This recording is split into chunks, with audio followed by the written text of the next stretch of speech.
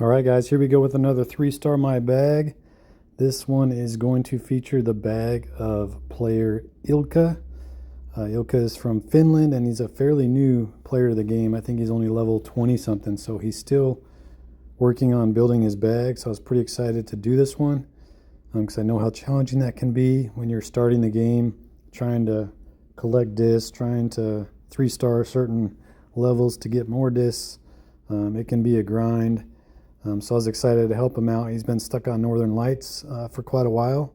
So I'm hoping my video can help him get those 3 stars, get a few more discs, and then be more confident in those holes whenever he's playing multiplayer and comes across them. It's definitely challenging, like I said, to build the bag early. Gotta get lots of coins, play lots of tournaments, play lots of daily challenge and things like that can be quick things to get lots of coins, especially since there's a lot of awesome ways to spend coins. Keep your eyes on the shop. Obviously, if you're willing to spend money, it can only make things that much quicker. But either way, he's still missing some slots, so I'm playing with kind of a limited bag. So it's going to be a little more challenging to get Northern Lights, but I think it's doable. He's got a couple discs from the season rewards track that are going to help a lot. And I think I was able to match his bag, but let's take a look. I still don't think I've matched anyone like stamp for stamp yet, but I get pretty close at times. So here we go. Putters, he's got the Pure and the Harp, so obviously I'm a fan of that. Mid-range, he's got the MD3 Sticky and then the Windbreak Fuse. He said he kind of uses a combo of the Pure and Fuse for throw-ins, so very similar to what I do with the Svea and the Pure. So that's what I'll try to kind of lean on during this round. And then he's got the Windbreak Sword. The Sword is a great disc. I wish I had room for it. I'd love to have a water skip sword in my bag. He's got the Roll Explorer. Then he's got the Sticky PD and the water skip musket. And then distance drivers, he's got, the only skip one he has is the water skip Big Skip DD3. And then he has the Light Glide Rive, and then the Glide Sticky Rive. So that Light Glide and the Glide Sticky Rive, definitely sometimes it takes a long time to get those discs.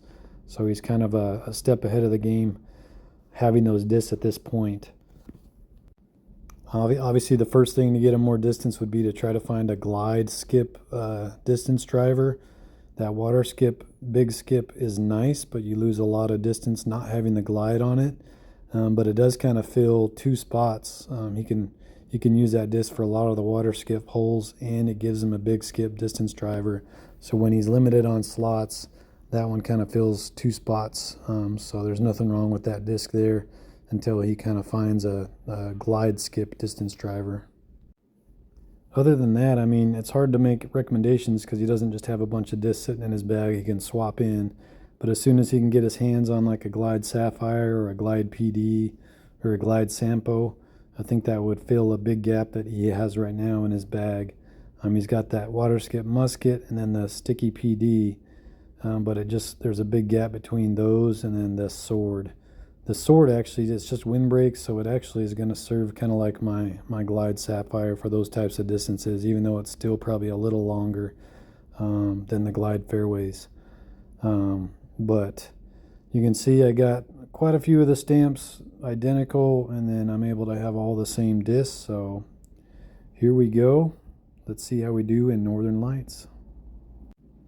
All right, anytime you have a chance to get an eagle on the first hole, I would definitely recommend it, especially if you're struggling to get the 3 stars. I'm going to aim a little higher than I do with my Glide Skip Rive, just to try to get a little more air under this and have it carry a little farther, since it's not going to go as far.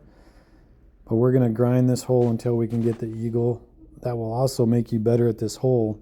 You can kind of figure out how far down you need to get before you're comfortable throwing. So from here I'm going to put about 60 power. I've thrown from around this tree a lot of times, so I kind of know when I can get through it and when I can't. But again, grinding that hole is going to help you out a lot just in multiplayer whenever you come across that hole to get that eagle and gain strokes on the card. This one I'm basically going to play like I do normally. I usually throw Sticky Sapphire. This is the Sticky PD. I don't need much hyzer because of this big left to right wind. So this is almost a straight pull and just let that wind push it over. But typically in a one wind, that's going to be quite a bit more hyzer. I'm always going to power it down just a little bit unless it's a big headwind. But that's just kind of my approach to that hole. 59 feet. Ooh, a little high there, but we still got the birdie.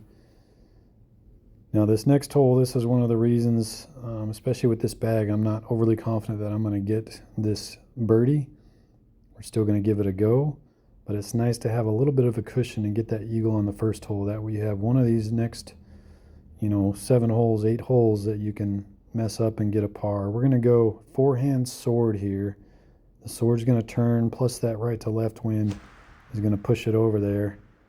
This looks really good. See how far down it gets.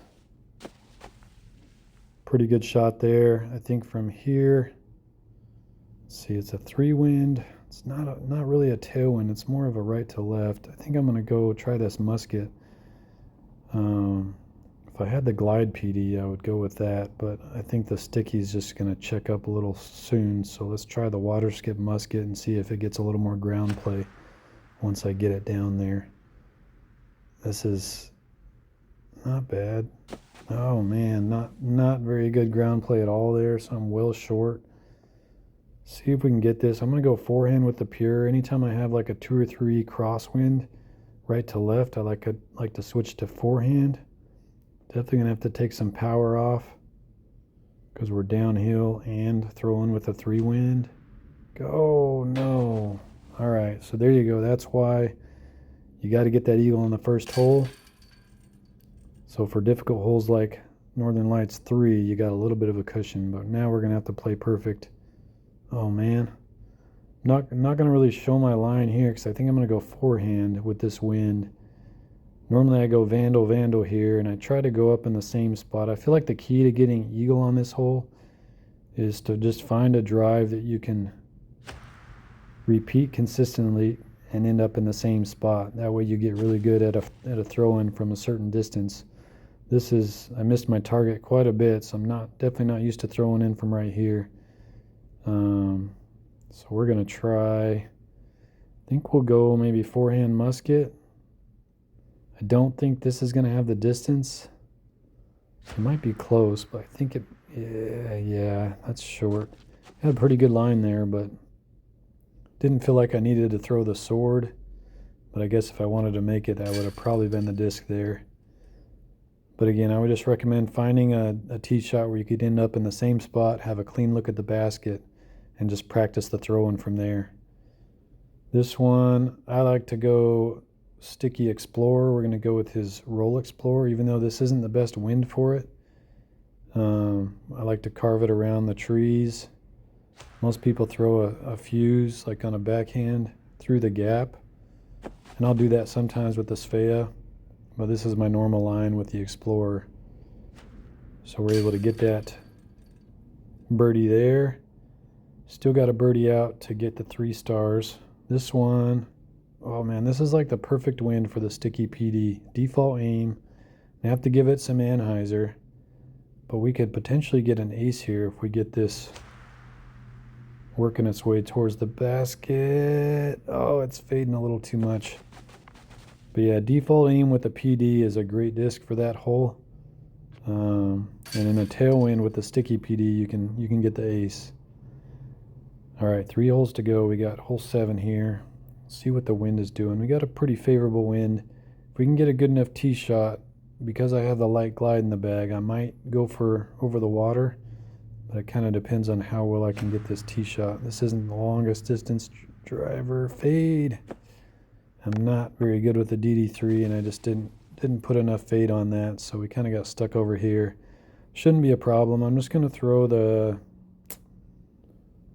Explorer, might be a little much. I'm just going to go with this MD3 and try to get it out here in the middle of the fairway. That looks great. Oh no, it looked great until it just bounced straight to the left, so that makes this shot a little harder.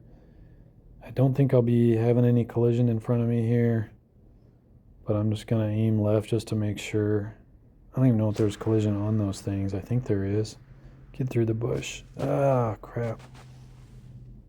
So it's definitely nice to get up to the top of the hill on that 3rd shot, but we didn't quite get there. But this is another one of those crosswinds. I'm going to switch to forehand with the pure, and we get that to go. All right, 7 holes down, 7 under. Just need 2 birdies to get this done. Oh, we get a really tough wind here. Still going to go light glide. I like to go forehand light glide here. Sometimes I'll go glide roll or glide sticky, depending on the wind, but with this wind, we need every bit of this. Fade, fade, fade. Oh, okay. I think that's going to be all right. It's still going to be a tough second shot because of the wind. You do not want to miss left of the houses. That's pretty much ensures that you're not getting birdies. So I'm going to aim way over here to the right, a little bit of anhyzer, and then just let it kind of glide with that right to left wind. Push it past the slide. Uh-oh. Oh, we got so lucky that got a little hop. If that would have slid flat, it would have caught the slide and we would have had a long throw in. So another forehand shot here with the pure, and we get the birdie in the tough wind on Northern Lights 8. All right, last hole. I usually go glide sapphire in this last one on a backhand, so I'm really not sure what to do.